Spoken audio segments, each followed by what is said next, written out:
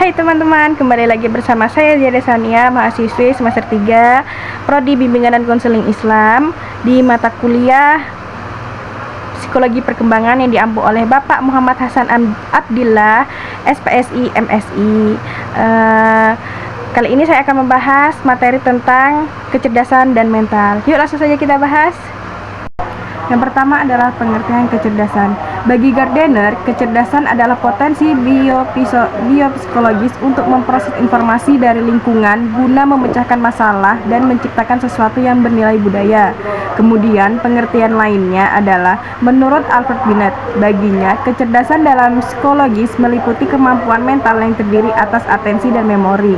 Menurut Binet dan Simon 1905 juga mendefinisikan kecerdasan sebagai suatu penilaian, pengertian, praktis, inisiatif, dan kemampuan beradaptasi.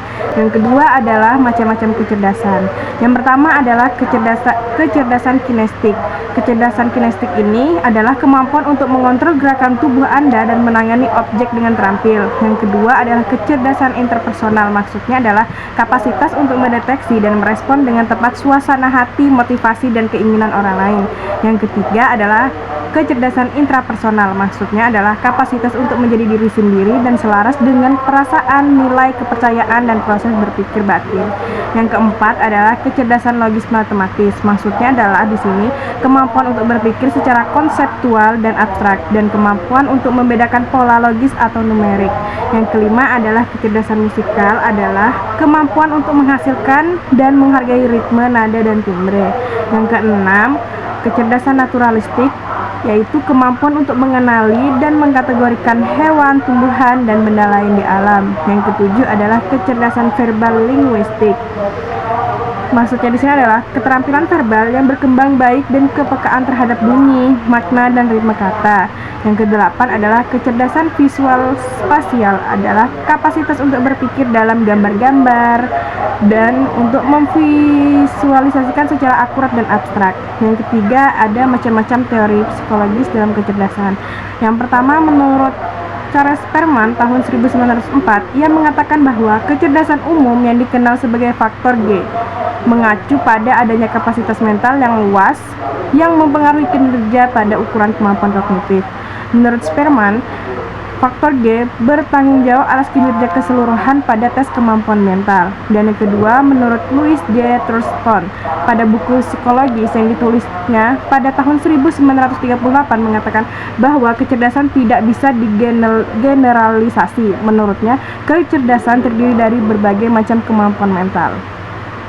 Sesuatu yang mempengaruhi kecerdasan itu, yang pertama, menurut Sternberg, mengajukan 3 komponen yang mempengaruhi kecerdasan dalam teorinya. Yang pertama, kecerdasan praktis. Maksudnya di sini adalah kemampuan untuk beradaptasi dalam lingkungan yang selalu berubah-ubah. Yang kedua, kecerdasan kreatif, yaitu kemampuan untuk memunculkan ide-ide baru.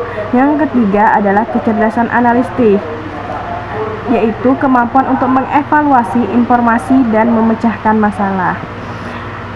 Selanjutnya ada pengertian mental.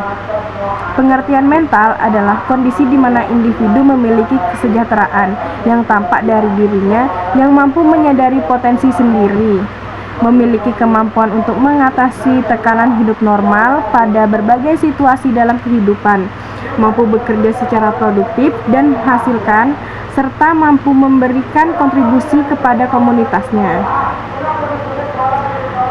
Selanjutnya ada ciri-ciri mental sehat. Ciri-ciri mental sehat yang pertama adalah sadar kalau emosi negatif bagian dari hidup. Yang kedua, merasa puas secara keseluruhan. Yang ketiga, menikmati hal-hal yang biasa dinikmati. Yang keempat, tahu kapan berkata tidak. Dan yang kelima adalah menghindari junk food. Mungkin itu saja pengertian serta penjelasan dari kecerdasan dan mental. Selanjutnya ada video apa lagi ya? See you next time.